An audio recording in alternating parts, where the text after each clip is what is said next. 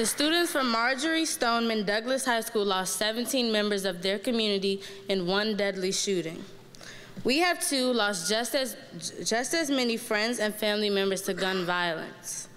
It is our shared grief of our loved ones that we stand united in this call to action.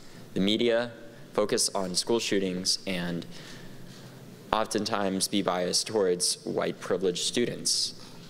Many of these communities are disproportionately affected by gun violence, but they don't get the same share of media attention that we do. But now we together as Americans, regardless of whether or not you've been affected, regardless of what your race is, regardless of your ethnicity or religion, we must stand up together as a unified front as Americans and fight for change, because no one else will.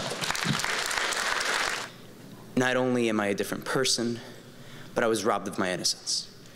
I no longer get to go home and just be a normal kid. And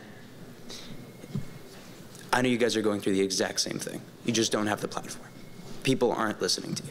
Our school was racked with 2 tragedies this year. It's not okay. If you have been affected by gun violence, please raise your hand to honor those you have lost.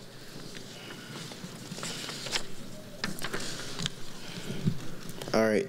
As you can see, living in this city forces us to deal with the impact of guns on a daily basis.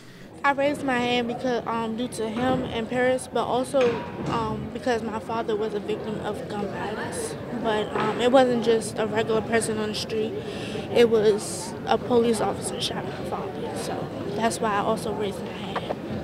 It shouldn't have taken 17 other students in Florida who are a total different race of ours for us to get the attention that we've been needed several months ago.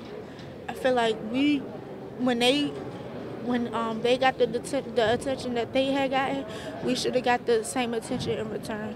We have been trying to get government officials to hear our voice, but because we live in a low-income area and we live in D.C. where we're not represented by anybody, they feel as though, oh, our voices shouldn't be heard. But this is a good opportunity since Parkland came, and that is a massive thing, and everyone's listening to them, so they can have our voice for us, or they can invite us to any meetings and talk, and we can sit down with them and talk about the same issues, because we have been affected so many times by this. The Parkland students, they have used that platform to speak up for their voices, which they should have done. And it just shows that them being portrayed as leaders of this shows that the media is going to follow them. And they want the media to look at us. So I think they're shining their light that they have on us to show that it's not just about them, but it's about everybody whose lives are being lost.